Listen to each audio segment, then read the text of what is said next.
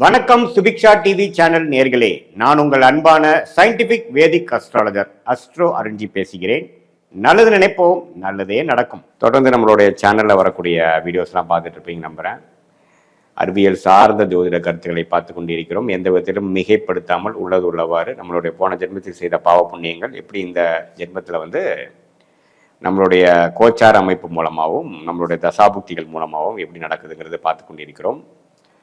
அந்த வகையில் இந்த வீடியோவில் ஜூலை மாதம் 2025 தனுசு ராசிக்காரர்களுக்கு எத்தகைய ஒரு மாதமாக பலாபலன்கள் நிறைந்த ஒரு காலகட்டமாக இருக்க போகுதுன்னு பார்க்க போகிறோம். அதுக்கு முன்னாடி சேனலுக்கு ஃபஸ்ட் டைம் வரவங்க மறக்காமல் சப்ஸ்கிரைப் பண்ணுங்கள். ஸோ தட் தொடர்ந்து நம்மளோட வீடியோஸில் உங்களை அடையும்.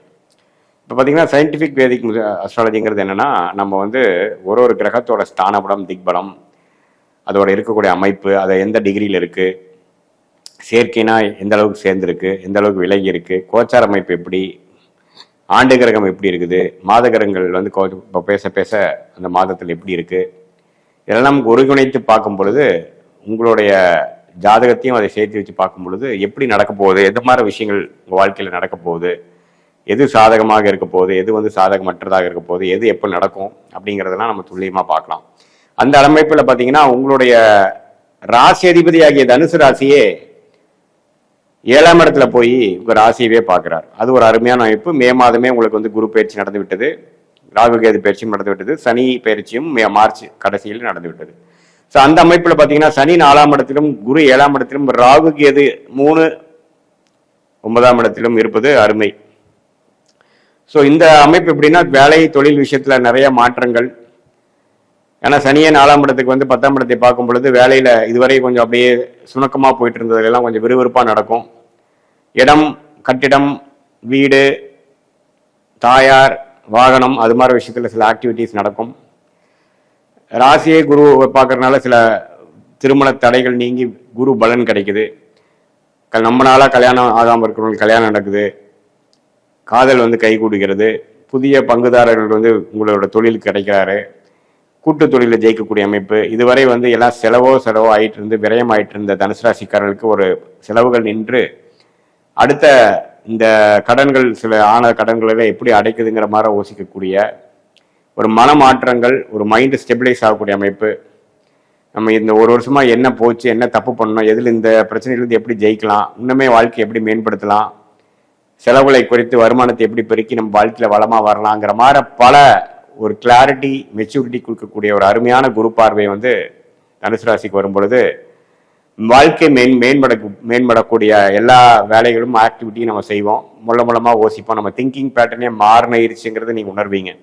போன ஒரு வருடமாக பார்த்தீங்கன்னா அலைச்சல்கள், இங்க இருக்கிற தூக்கி அங்க போடுறது, எதுலையுமே ஒரு நிலையான இல்லாமல் நம்ம டிராவலிங்கு, பண விரயங்கள், செலவுகள், சுப செலவுகள், இதெல்லாம் போயிட்டு இருந்ததெல்லாம் கொஞ்சம் கட்டுக்குள் வரும்.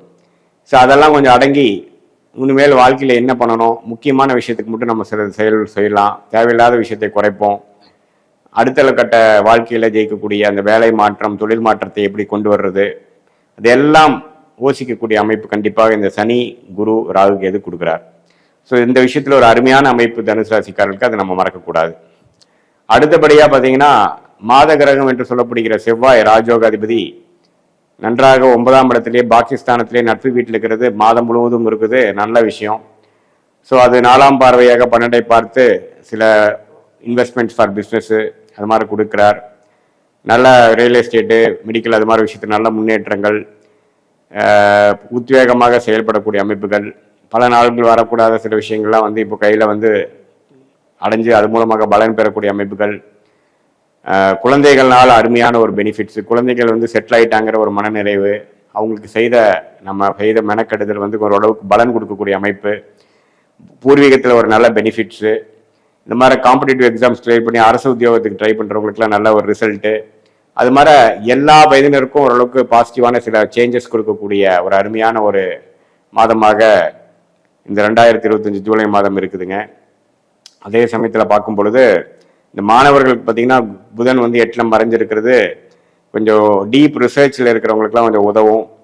அதே சமயத்தில் சில ஒரு மாதிரி ஹையர் ஸ்டடீஸு அதெல்லாம் படிக்கிறவங்களுக்கு கொஞ்சம் தள்ளி போய் படிக்கிறது, என்ன படிக்கணுங்கிறதுல ஒரு கிளாரிட்டி, கொஞ்சம் சம்டைம்ஸ் சிலது கொஞ்சம் டபுள் மைண்டடாக அதுக்கப்புறம் ஒரு மாதத்தின் இறுதியில தான் ஒரு கிளாரிட்டி கிடைக்கக்கூடிய அமைப்பும் சில பேருக்கு கொடுக்குதுங்க. மற்றபடி சுக்கிரன் இருக்கக்கூடிய விஷயங்கள் 6லயே அதிகமாக இருந்து அதுக்கப்புறம் மாதத்தின் நடுவில் வந்து 7க்கு வரார். ஸோ முதல் 2 வாரம் பார்த்தீங்கன்னா கொஞ்சம் கடன்கள், உடல் உபாதைகள், டிராவலிங் அது மாதிரி விஷயத்தை கொடுத்து கடைசி 2வது ஆஃப் இன்னுமே நான் சொன்ன பலன்கள் இன்னுமே பிரமாதமாக நடக்கக்கூடிய அமைப்புகள் உண்டு. அதே சமயத்தில் சூரியன் 7ஆம் இடத்துல குருவோட சேர்ந்திருக்கிறார். அதுக்கப்புறம் தான் பார்த்தீங்கன்னா குரு 8க்கு வரார், சூரியன் 8க்கு வரார்.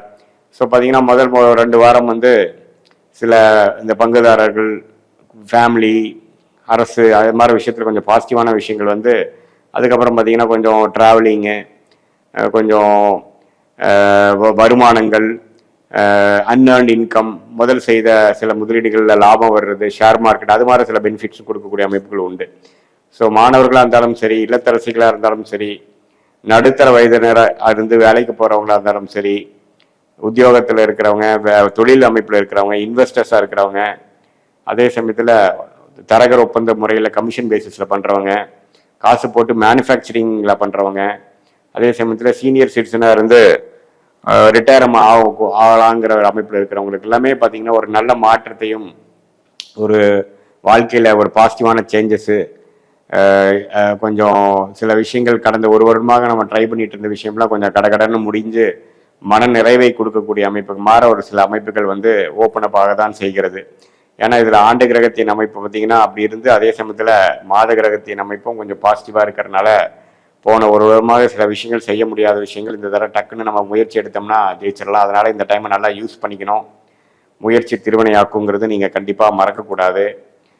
இது வந்து ஒரு மாதிரி பொதுவான பலன்களை தவிர உங்களுடைய ஜென்ம ஜாதகத்தில் எப்படி தசாபுக்திகள் போய் கொண்டிருக்கிறது, அதில் நீங்கள் எந்த லக்னத்தில் பிறந்தீங்க, உங்கள் லக்னாதிபதி எப்படி இருக்குது, உங்கள் லக்னத்துக்கு எந்த கிரகங்கள் வந்து இப்போ தசையாக நடக்குதோ அது உங்களுக்கு ராஜயோகத்தை கொடுக்கக்கூடியவரா, உங்கள் லக்னத்துக்கு நண்பரா, தசா புக்திகள் எப்படி போயிட்டு இருக்கு, புக்திநாதன் எப்படி இருக்கு கோச்சாரத்தில், இப்போ நம்ம பேசின சனி பயிற்சி, குரு பயிற்சி இது மாதிரி விஷயங்களை வந்து அது பாசிட்டிவாக இருக்கா, உங்கள் தசா புக்திகளும் இந்த கோச்சார அமைப்பும் 2 பேரும் மிக்ஸ் பண்ணி நம்ம பார்க்கும் பொழுது உண்மையிலே அடுத்த வரக்கூடிய ஷார்ட் டேர்ம் என்ன, லாங் டேர்ம் என்ன, நீங்கள் எந்த மாதிரி முடிவுகள் எப்போ எடுக்கணும், சில விஷயங்கள் எப்போ நடக்கும் அப்படிங்கிற உங்கள் மனதில் இருக்கக்கூடிய பல டவுட்ஸ் அண்ட் சந்தேகங்களை வந்து நம்ம வந்து இந்திய வேத ஜோதிடர் மூலமாக அந்த காலகட்டங்களை பார்த்து எந்த நேரத்தில் எது நடக்குங்கிற மாதிரி மென்டலி ப்ரிப்பேர் பண்ணி பாஸ்ட் எப்படி இருந்தது, ப்ரெசென்ட் எப்படி இருக்குது, இப்போ லாங் டேர்ம் ஃபியூச்சர் எப்படி இருக்குது, ஷார்ட் டேர்ம் ஃபியூச்சர் எப்படி இருக்குங்கிறதெல்லாம் நம்ம பார்த்துக்கலாம்.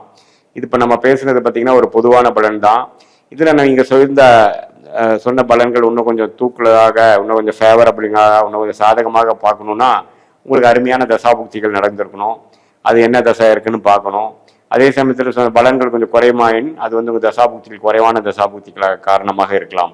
ஸோ இதுதான் வந்து கோச்சார் அமைப்பும் தசாபுக்தி அமைப்பும் ஒருங்கிணைத்து நம்ம பார்க்கும் பொழுது ஒன்றுமே துல்லியமான பலன்கள் எடுத்து வாழ்க்கையில் நம்ம செய்யக்கூடிய ஆக்டிவிட்டீஸ் அண்ட் முயற்சிகள்லாம் வந்து நம்மளுடைய கர்ம பலனுக்கு நிகராக நம்ம அலைன் பண்ணிட்டு நம்ம பிராப்தம் என்னவோ அதுக்கு தகுந்த மாதிரி நம்ம செயல்பாடுகளை செய்யும் பொழுது வாழ்க்கையில பொருள் விரயங்கள், சமய விரயங்கள் செய்யாமல் வாழ்க்கையில மேலும் மேலும் வெற்றி பெறலாம் என்பதை நான் சொல்லிக்கிறேன். மீண்டும் மற்றொரு காணொளியில் சந்திப்போம். நன்றி, வணக்கம்.